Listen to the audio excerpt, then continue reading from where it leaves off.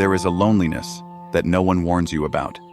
Not the kind that arrives when you are alone in a room, but the kind that finds you while someone you love is sitting right beside you.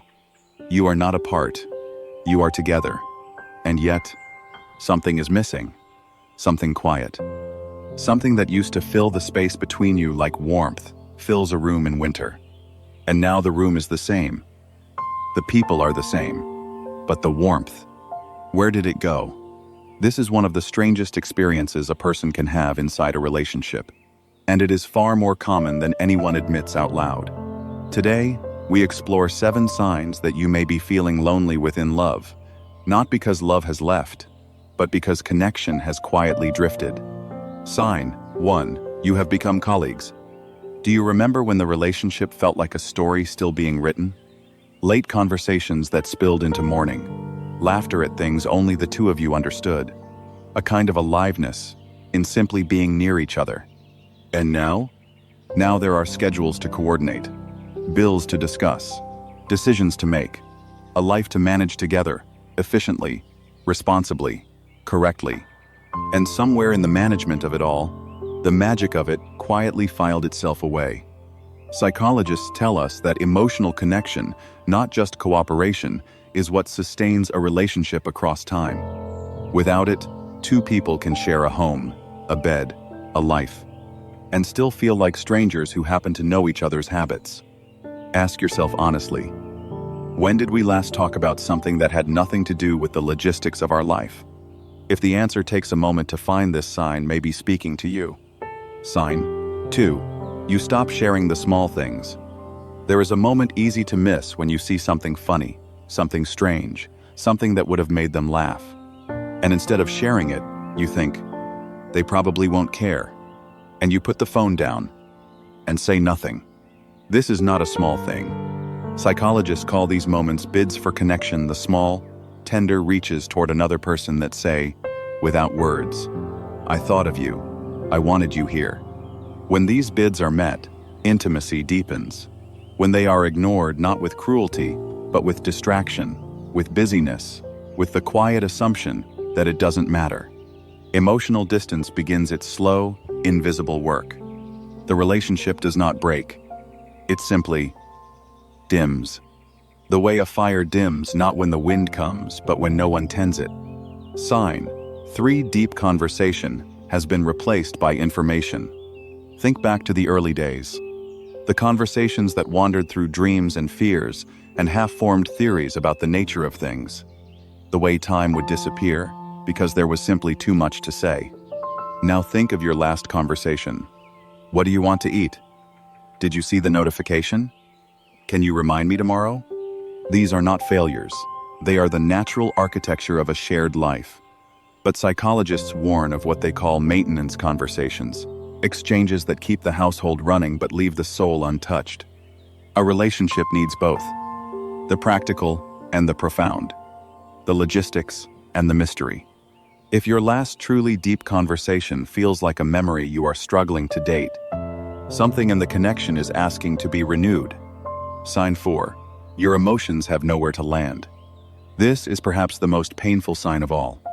You are feeling something, grief, or confusion, or a low-grade ache you cannot quite name, and you consider sharing it. But something stops you. Maybe the last time you shared, you received solutions instead of presence. Maybe you were told you were overthinking. Maybe the response was kind, but somehow missed you entirely. And you smiled and said it's fine, and quietly tucked the feeling away somewhere no one would find it. Research in relationship psychology consistently shows this. Feeling understood by someone close to you is one of the most powerful predictors of connection and satisfaction. Not fixed, not advised, understood.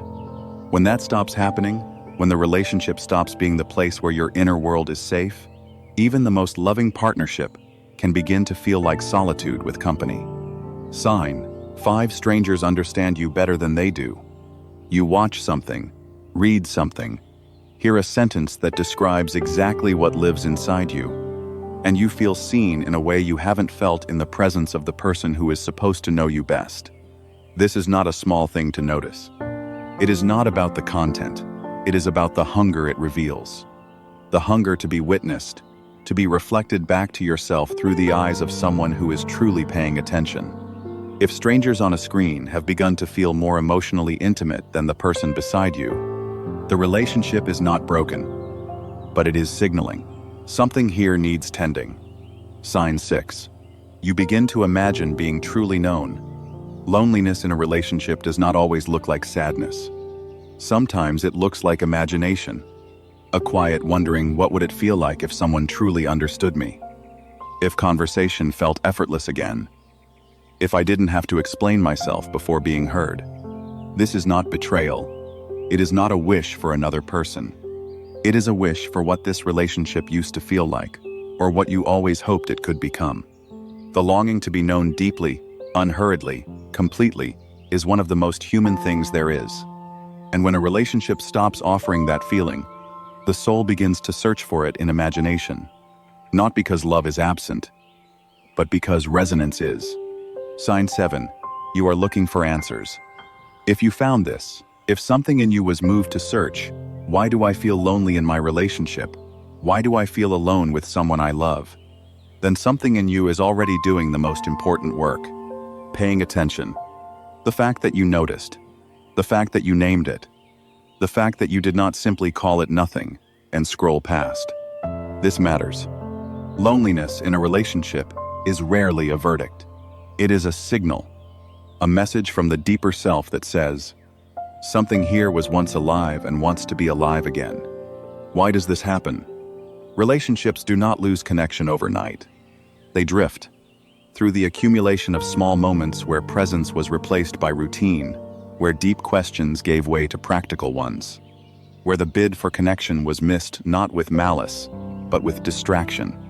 Psychologists call this relationship drift, not a rupture, but a slow, quiet current that carries two people from closeness toward parallel existence.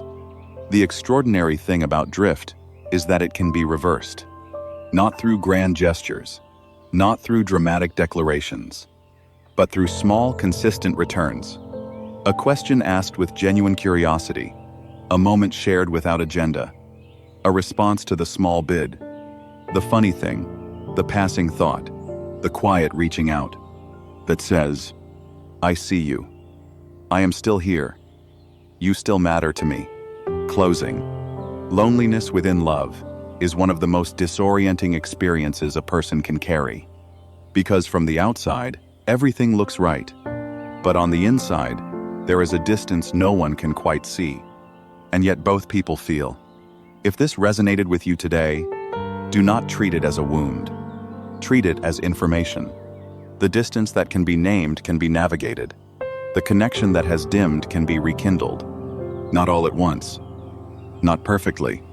But in small, deliberate, tender moments, chosen again and again, until warmth finds its way back into the room.